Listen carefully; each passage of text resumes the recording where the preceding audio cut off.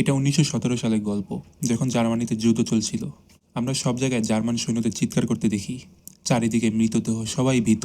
এদিকে আমরা একজন তরুণ সৈনিককেও দেখতে পাই। সৈনিকটি খুবই তরুণ ছিল এবং চারপাশের মৃতদেহ দেখে সে খুব ভয় পেয়ে গিয়েছিল। এমন পরিস্থিতি দেখে সে এক জায়গায় বসে থাকে। ইতিমধ্যে একজন সৈনিক তার কাছে এসে বলে, তুমি এভাবে বসে থাকতে পারো না, তোমাকে আমাদের সাথে যুদ্ধ করতেই হবে। সৈনিকটি উঠে বাকি সৈন্যদের সাথে যুদ্ধক্ষেত্রে প্রবেশ করে। সেই জার্মান সৈনিক প্রথমবারের মতো একজন ফরাসি সৈনিককে হত্যা করেছিল। সময় এভাবেই চলে যায়। এখন জার্মান ও ফ্রান্সের মধ্যে চলমান যুদ্ধে নিহত সেই সৈনিকদের অনেকেই মৃতদেহ দেখানো হয়। সেই জার্মান সৈনিক প্রথমবারের মতো একজন ফরাসি সৈনিককে হত্যা করেছিল। সময় এভাবেই চলে যায়। এখন জার্মান ও ফ্রান্সের মধ্যে চলমান যুদ্ধে নিহত সেই সৈনিকদের অনেকের মৃতদেহ দেখানো হয়। এই মৃতদেহগুলোর মধ্যে সেই ছেলেটির একটি মৃতদেহ ছিল, যে কিছুক্ষণ আগে ভয় পেয়েছিল। তার মৃতদেহ পচে যেতে শুরু করে। এই কারণেই সৈন্যদের সমস্ত মৃতদেহ একটি কফিনে বন্ধ করে দেওয়া হয় এবং তারপর একে একে সকলের দেহ থেকে ইউনিফর্ম খুলে শহরে ফেরত পাঠানো হয়, যাতে পোশাক ধুয়ে নতুন সৈন্যদের আবার এই পোশাক দেওয়া হয়। ইতিমধ্যে আমরা শহরটি দেখতে পাই। পল নামের একটি ছেলে যুদ্ধে যেতে চায় এবং সে একজন সাহসী সৈনিক হতে খুবই আগ্রহী ছিল। এখন সে সেই জায়গায় আছে যেখানে সেনাবাহিনী যুদ্ধের জন্য সৈন্য নির্বাচন করছিল। সে তার ফর্মটি পূরণ করে এবং তাদের দেয়, কিন্তু তার ফর্মটিতে তার বাবার স্বাক্ষর ছিল না, কারণ সে জানতো যে তার বাবা কখনোই সেনাবাহিনীতে তাকে যেতে দেবে না। এই কারণে সে তার বাবার সাইনবোর্ডটি চালাকি করে নকল করে এবং তার বন্ধুদের সাথে সেনাবাহিনীতে যোগ দেয়। সমস্ত নির্বাচিত সৈন্যদের এক জায়গায় জড়ো করা হয়। জেনারেল এসে সবাইকে বলে যে একজন সৈনিক হওয়া অত্যন্ত গর্বের বিষয়। এটা শুনে সবাই আনন্দিত এবং উত্তেজিত হয়ে উঠল। এখন সবাইকে একই পোশাক দেওয়া হচ্ছে, যা তারা মৃত সৈন্যদের মৃতদেহ থেকে খুলে ফেলেছিল। পল এবং তার বন্ধুরা সৈনিকের পোশাক পরতে পেরে গর্বিত ছিল। তাদের মনে হয়েছিল যে তারা জানে না যে একজন সৈনিকের জীবন কতটা ভালো হতে চলেছে এবং এই দিনটি তাদের জীবনের জন্য কতটা ভালো। এখন তাদের বলা হচ্ছে যে সমস্ত সৈন্যকে ফ্রান্সের উত্তর অবস্থিত পশ্চিম ফ্রন্টে নিয়ে যাওয়া হবে, কিংবা ওয়েস্টার্ন ফ্রন্টে তাদের নিয়ে যাওয়া হবে। সমস্ত সৈন্য পশ্চিম ফ্রন্টের দিকে রওনা দিল। তাদেরকে বলা হলো যে তাদের ট্র্যাক থেকে অর্ধেক পথ নেমে হাঁটা শুরু করতে হবে। যখন তারা হাঁটতে শুরু করে, তখন ফরাসি সৈন্যদের লুকানো মাটিতে বোমাগুলো বিস্ফোরিত হতে শুরু করে। তারা সবাই শুয়ে পড়ে। তাদের দ্রুত মুখোশ পড়তে বলা হয়, কেননা তাদের উপর গ্যাসের আক্রমণও হতে পারে, যা একটি বিপজ্জনক গ্যাস, যা তাদের মেরে ফেলতে পারে। সবাই তাদের মুখোশ পড়তে শুরু করে। ইতিমধ্যে পল দেখতে পায় যে তার সঙ্গী যে মুখোশ পড়তে পারছিল না, পল তাকে মুখোশ পড়তে সাহায্য করছিল, কিন্তু সে তার মুখোশ পড়তে দেরি করে। একই সময় তার সিনিয়র তাকে চিৎকার করে বলে, দেখো, তুমি যখন প্রথমবার মাস্ক পরবে তখন অন্য কাউকে সাহায্য করো না। এরপরে তারা সবাই এগিয়ে যায়। যখন তারা ঘাঁটিতে পৌঁছায়, তখন সেখানকার পরিস্থিতি খারাপ ছিল। ঘাঁটিটি পানিতে ভরা ছিল। সবাইকে বলা হচ্ছে যে এখান থেকে পানি বের করে আনতে হবে।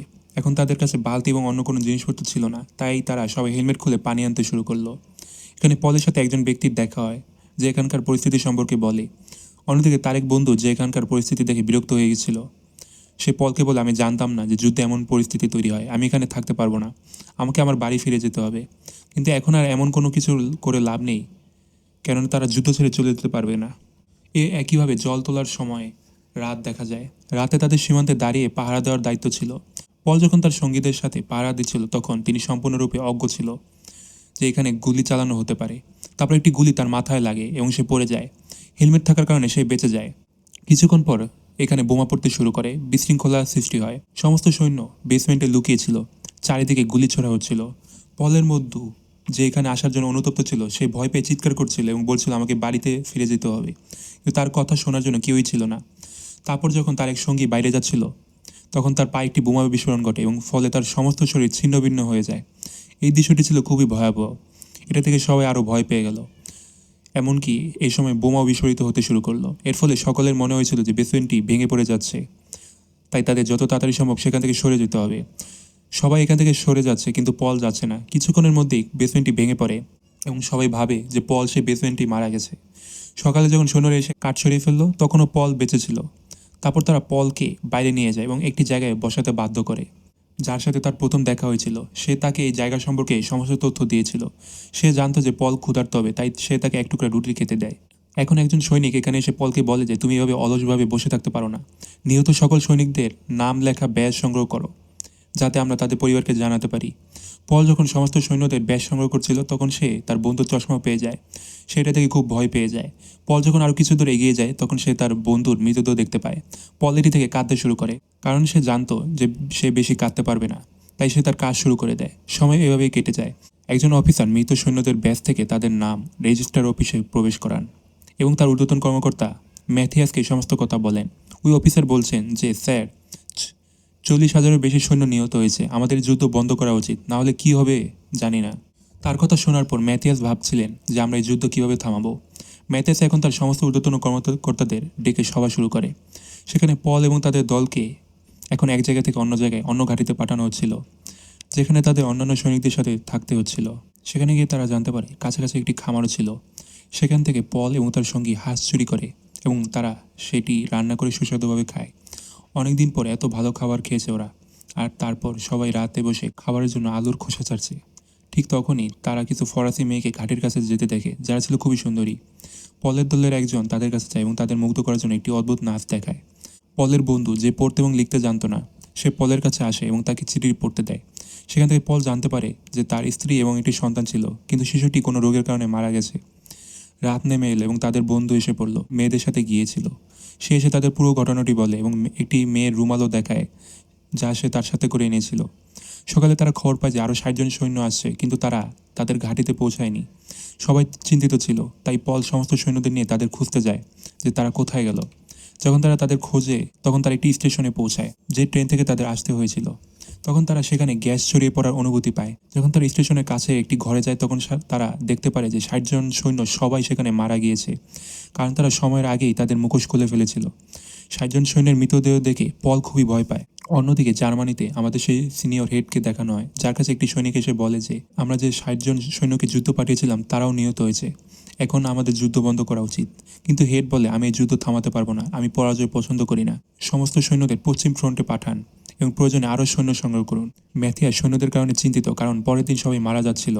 তিনি কোনোভাবে তার সরকারের সাথে কথা বলার চেষ্টা করছিলেন। পল এবং তার দলকে দেখানো হয় যাদের ওয়েস্টার্ন ফ্রন্টে যেতে হবে। তাদের দলের প্রধান সবাইকে যুদ্ধের জন্য প্রস্তুত হতে নির্দেশ দিয়েছে। তিনি সকল অফিসারদের সাথে কথা বলেন এবং তাদের বললেন যে যুদ্ধের প্রভাব দেশের উপর কতটা খারাপ, এজন্য আমাদের যুদ্ধ শেষ করা উচিত। তিনি পুরো রিপোর্টটি তৈরি করেছিলেন যাতে সমস্ত অফিসাররা স্বাক্ষর করতে পারে, তাই তারা যুদ্ধ বন্ধ করবে। কিন্তু একজন ফরাসি অফিসার স্বাক্ষর করে না, বলেন যে আমি 72 ঘন্টা পর স্বাক্ষর করব। ম্যাথিয়াস এতে রেগে যান এবং বলেন, স্যার 72 ঘন্টা পর কত নিরীহ সৈন্য মারা যাবে জানি না। কিন্তু সেই ফরাসি অফিসার কোনো কথাই শোনে না, নিজের অবস্থানে অনড় থাকেন। অন্যদিকে পল এবং বাকি সৈন্যদের ফ্রান্সের দিকে যেতে বলা হয়। তারাও একই কাজ করে, একে একে সমস্ত ফরাসি সৈন্যকে হত্যা করছিল তারা। ইতিমধ্যে পল এবং তার সঙ্গীরা তাদের রান্নাঘরে পৌঁছায়। সেখানে ছিল সুস্বাদু খাবার এবং সেখানে অদ্ভুত কিছু শব্দ শুনতে পায়।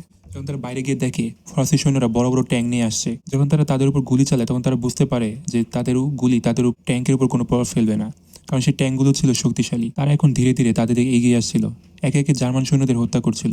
জার্মান সৈন্যরাও সেই ট্যাঙ্কগুলোর মধ্যে বোমা রেখেছিল, এর ফলে ট্যাঙ্কগুলো বিস্ফোরিত হচ্ছিল এক এক করে।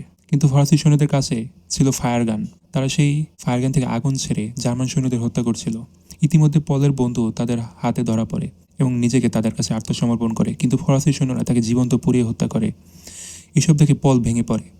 ম্যাথিয়াস ফ্রান্সের তৈরি একটি প্রতিবেদন পান, যেখানে তিনি বলেছিলেন যে কিছু জার্মান অফিসাররা আছেন যারা যুদ্ধ শেষ করতে চায়। ম্যাথিয়াস এখন অন্যান্য অফিসারদের সাথে এই বিষয়ে কথা বলেন এবং বলেন যে আমাদের যুদ্ধ শেষ করতে হবে।